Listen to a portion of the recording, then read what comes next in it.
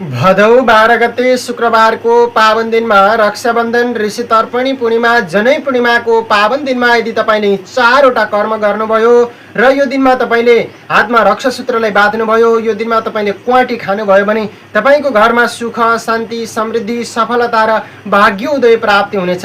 माता लक्ष्मीको आशीर्वादले तपाईँको घरमा सुख, शान्ति र सफलता प्राप्ति गर्ने यो पुण्य प्रदायक अनि पावन दिनमा गर्नै पर्ने, जरुर गर्नै पर्ने विविध कर्महरू रहेका छन्, जसमध्ये मुख्य रूपमा 4वटा कर्मको बारेमा म विशेष जानकारी गराउनेछु।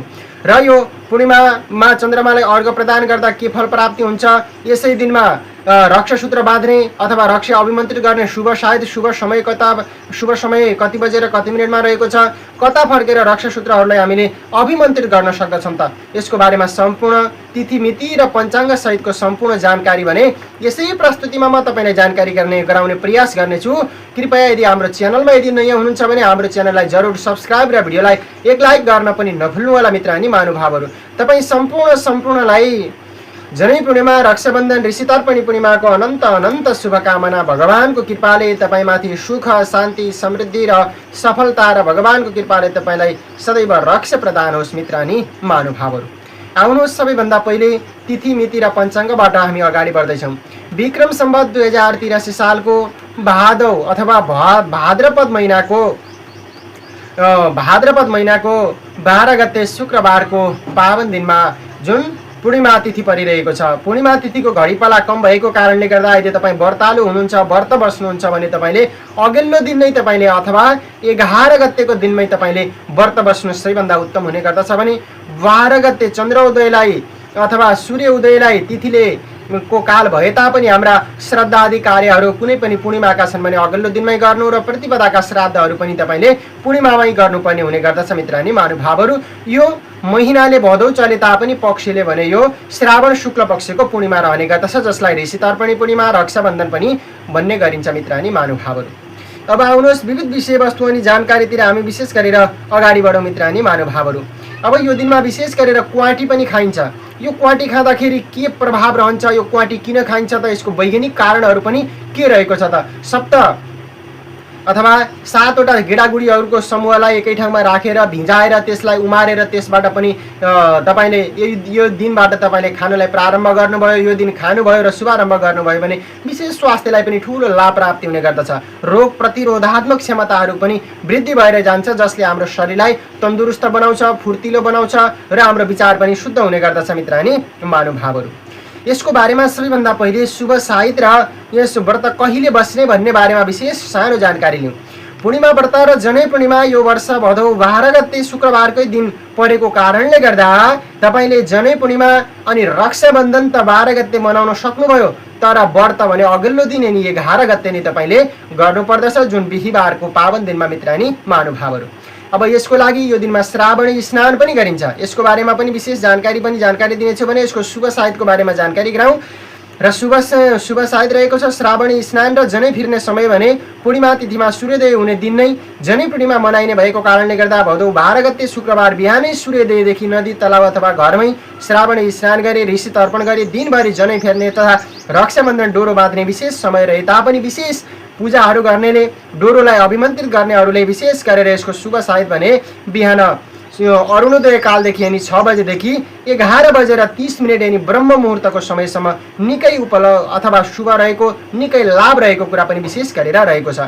र यो समयमा अभिमन्त्रित गरिसकेपछि तपाईँले आफ्ना यजमानहरूकोमा, आफ्नो अग्रजहरूकोमा तपाईँले गएर तपाईँले रक्षासूत्र भने आशीर्वाद स्वरूप बाँध्न सक्नुहुन्छ, कुनै पनि दोषहरू लाग्दैन। अब श्रावणी स्नान भनेको के हो र यो कसरी गर्ने भन्ने कुरा पनि रहन्छ। श्रावणी स्नान हर कसै व्यक्तिले बुझ्नु पनि भएको हुँदैन हो, त्यसै कारणले गर्दा यसको बारेमा पनि जानकारी लिउँ। जनै पूर्णिमाको यानि अघिल्लो दिनदेखि नै कपाल मुण्डन गर्ने, नङ काट्ने र एक छाक मात्र चोखो खाने र एकाभक्त भएर बस्ने नियम रहेको छ, जसलाई पूर्णिमाको दिन बिहानै गरिने विशेष स्नानलाई हामीले श्रावणी स्नान भनेर पनि भन्दछौँ। अघिल्लो दिनदेखि नै एकाभक्त भएर जुन अब यहाँ देवताहरूलाई स्मरण गरेर यदि बसेर अघिल्लो दिनदेखि छेउट कर्म आदि कार्यहरू गरेर बस्ने जुन परम्परा छ, जसलाई हामीले त्यो श्रावणी भनेर गर्दछौँ। स्नान भनेको जुन पूर्णिमाको दिनमा नै तपाईँले नदी, पोखरी, कुवा अथवा जहाँ बग्ने नदीहरूमा गएर आफ्नो शरीर शुद्धिका लागि गाईको गोबर, खरानी, दत्तिवन, सप्तमृत्तिका अथवा 7 ठाउँको माटो शरीरमा लगाएर विशेष प्रकारले स्नान गर्नाले हाम्रो शरीरमा भएका रोग व्याधहरू पनि सदैव नाश भएर जान्छ भन्ने हाम्रो शास्त्रीय मान्यता पनि विशेष गरेर रहिआएको छ। र अब यसै दिन स्नान गरिसकेपछि जौ, तिल र कुश हातमा लिएर प्राचीन कालदेखिका ऋषिहरू जो कश्यप, अत्रि, भारद्वाज, विश्वामित्र, गौतम, जमदग्नि र वशिष्ठ नाम गरिएका ऋषिहरूलाई, पितृहरूलाई पनि विशेष गरेर तर्पण गरेर ऋषि तर्पणी बावन पूर्णिमा पनि विशेष गरेर मनाइन्छ। र त्यसपछि वैदिक मन्त्रद्वारा मन्त्रिएको नयाँ जनै अथवा यज्ञ पवित्र फेर्ने र दाहिने हातमा गुरु, पुरोहित अथवा वशिष्ठ अथवा विशिष्ट वरिष्ठ व्यक्तिहरूबाट रक्षा सूत्र डोरो बाँध्नाले सदैव रक्षा प्रदान हुने, सुख प्राप्ति हुने र शान्ति प्राप्ति हुने हाम्रो धार्मिक विश्वास पनि रहिआएको छ। अब आउनुहोस् यसको धार्मिक जानकारी र ऐतिहासिक पृष्ठभूमि के कस्तो रहेको छ त यसको बारेमा पनि जानकारी गराउँ। धार्मिक मान्यता अनुसार जनै पूर्णिमाका दिनमा गरिने मुख्य 3वटा पाटाहरू रहेका छन्, 3वटा कर्म रहेका छन्, जसमध्ये पहिलो छ यज्ञोपवीत अथवा जसलाई जनेऊ भनेर पनि हामीले बुझ्ने गर्दछौँ, जसलाई अब सभ्य भाषामा यज्ञोपवीत भनेर पनि भन्ने गरिन्छ अथवा संस्कृत भाषामा। जनैमा करिब 9वटा धागाहरू हुने गर्दछन् र जसले 9वटा देवी देवताको प्रतिनिधित्व गर्छन् र 3वटा मुख्य शिखा डोरोले ब्रह्मा, विष्णु, महेश्वर र शिवको प्रतिनिधित्व गर्दछन् र यसले मानिसलाई शारीरिक, मानसिक र आध्यात्मिक रूपमा पनि अनुशासित बनाउने कर्महरू गरिन्छ, जसले व्रत बन्द गरिसकेपछि व्रत गर्ने अधिकार, तप गर्ने, जप गरेको पूर्ण फल प्राप्ति गर्ने अधिकार व्यक्तिले पनि प्राप्ति गर्ने गर्दछ। रक्षाबन्धन र सत्ययुगको कथा। सत्ययुगमा दानवराज बलिले शक्तिका अगाडि देवराज इन्द्र सङ्कटमा पर्दा गुरु बृहस्पतिले इन्द्रको दाहिने हातमा रक्षा कवच मन्त्रिएको धागो बाँधिदिएका थिए, जसले गर्दा इन्द्रले दानवमाथि पनि सदैव विजय प्राप्ति गरे अथवा विजय पाए। त्यसैले यस दिन बाँधिने धागोलाई रक्षाबन्धन भनिन्छ। तराई र भारतका केही विविध ठाउँहरूमा यसलाई दिदीबहिनीहरूले दाजुभाइहरूको नाडीमा राखी बाँधेर आपसी प्रेम र सुरक्षाको कामना गर्ने पर्वको रूपमा पनि यो पावन अनि यो रक्षाबन्धन पर्व पनि विशेष गरेर मनाउने गरिन्छ मित्रानी महानुभावहरू। अब यसको वैज्ञानिक कारण र यसको महत्त्व के कस्तो रहेको छ, हामी जनै फेर्छौँ, रक्षामा धागो बाँध्छौँ, श्रावणी स्नान गर्दछौँ, यसको वैज्ञानिक हिसाबले के रहेको छ त यसको विज्ञान सम्बन्धको कुरातिर विशेष गरेर हामी जाउँ। सनातन धर्मका यी संस्कारहरू पछाडि गहन वैज्ञानिक र स्वास्थ्य सम्बन्धी विशेष गरेर कारणहरू रहेका छन्, जसमध्ये पहिलो कारण रहेको छ एक्युप्रेसर अथवा रक्त सञ्चार। कानको लोती र नाडीमा महत्त्वपूर्ण एक्युप्रेसर बिन्दुहरू हुने गर्दछन्। शौच गर्दा, जनै दाहिने कानमा बेर्दा र नाडीमा रक्षाबन्धन कसिलो बाँध्दा ती नसाहरू दबावमा पर्दछन् र यसले स्मरण शक्ति बढाउन, रक्तचाप ब्लड प्रेसरलाई नियन्त्रण गर्न, हृदय रोगको जोखिम कामहरू पनि अथवा कोमहरू गर्नको लागि विशेष ठुलो मद्दत गर्ने गर्दछ र आधुनिक चिकित्सा विज्ञानका केही अध्ययनहरूले पनि यस्तो सङ्केत गरिरहेका छन्। अथवा यो नाडीमा रक्षाबन्धन बाँध्नाले, जनेउहरू लगाउनाले, दिशा पिसाब गर्दा आफ्नो दायाँ कानमा जुन जनैहरूलाई लपेट्नाले पनि यसले ठुलो रूपमा हृदयघात जस्ता रोगहरूको पनि विशेष जोखिमलाई कम गर्दछ भनेर पनि भनिएको छ। शारीरिक शुद्धिकरण। श्रावणी स्नानमा प्रयोग गरिने दत्तिउन, गोबर र खरानीले एन्टिबायोटिक अथवा एन्टिसेप्टिक गुणहरू हुने गर्दछन्, जसले वर्षायाममा फैलिने छालाका विभिन्न सङ्क्रमण अथवा कीटाणुहरूबाट बच्न यसले प्राकृतिक औषधिको काम गर्ने भएको कारणले गर्दा शरीरको छालालाई रुखोपन आउन नदिन र शरीरलाई अथवा छालालाई एकदम रसिलो बनाउनको लागि यसको ठुलो महत्त्वपूर्ण रहने गर्दछ। मानसिक अनुशासन र प्रतिज्ञा। जनै फेर्दा अथवा डोरो बाँध्दा उच्चारण गरिने मन्त्रले मानसिक मस्तिष्कमा सकारात्मक ऊर्जा अथवा पोजिटिभ भाइब्रेसन पैदा गर्दछ र आफूलाई सत्कर्मतिर लागिरहन मनोवैज्ञानिक रूपमा सचेत गराउने गर्दछ।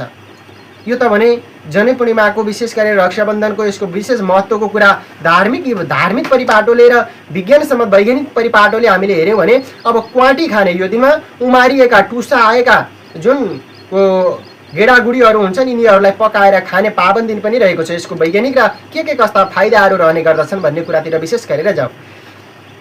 नेवार समुदायहरूमा यस्तो अनि क्वाटी पुन्ही भनिन्छ र नेपालभर नै यो क्वाटी खाने दिन विशेष चलनमा रहेको छ। क्वाटी भनेको 7 प्रकारदेखि 9 प्रकारका गेडागुडी, चना, मस्याङ, मुङ्गी, बोडी मास, भटमास, ठुलो सिमी, मकै र केराउ जस्ता टुसा उमारेर बनाइएको विशेष परिकारले हामीले क्वाटीको नाम लिने गर्दछौँ।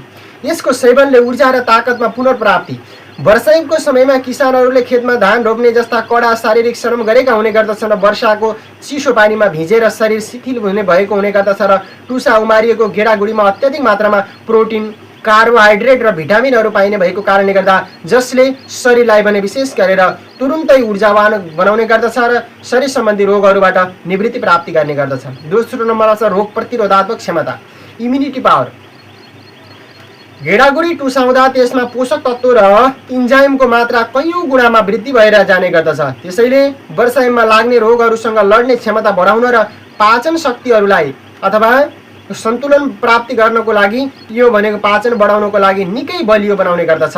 जुन यो क्वाटी खानाले टुसाएको जुन गेडागुडीहरू खानाले शरीरलाई तातो राख्नु, क्वाटीमा ज्वानो अदुवा जस्ता गरम मसलाहरूलाई हालेर सुप बनाएर खानाले पनि यसले वर्षाको समयमा चिसोको कारण लाग्ने रुगाखोकी पेटको समस्याहरूबाट पनि तुरुन्तै व्यक्तिहरूलाई पनि राहत मिल्ने गर्दछ। त्यसैले यसले हाम्रो शरीरहरूलाई एउटा बाहिरी दृष्टिकोणले हेर्दाखेरि पनि पोषणयुक्त भयो, राम्रो भयो र त्यस्तै गरेर वैज्ञानिक दृष्टिले हेर्दाखेरि पनि शरीरहरूमा रोग प्रतिरोधात्मक क्षमताहरू बढाउनु, हाम्रो शरीरमा एउटा ऊर्जाको जागृति गर्नु भन्ने कुरा पनि विशेष गरेर रहेको कारणले गर्दा यो दिनमा क्वाटी बनाउने विशेष गरेर बनाएर सपरिवारहरू दिदीबहिनी दाजुभाइहरू एकै ठाउँमा एक आपसमा गरेर प्रेम र सद्भावको साथमा यी ग्रहणहरू गर्नाले हाम्रो घरमा सुख शान्ति समृद्धि अनि सफलता पनि जरुर रूपमा प्राप्ति हुने गर्दछ मित्र नि महानुभावहरू। त्यसै कारणले गर्दा यो समयमा विविध कर्महरू विशेष गरेर गर्दै जाने, पुण्यको कार्यहरू गर्ने जस्ता कर्महरू गर्नुभयो भने अवश्यमेव तपाईँको भाग्य उदय अवश्यमेव हुनेछ भन्दै आजको पावन प्रस्तुतिबाट बिदा हुन्छु।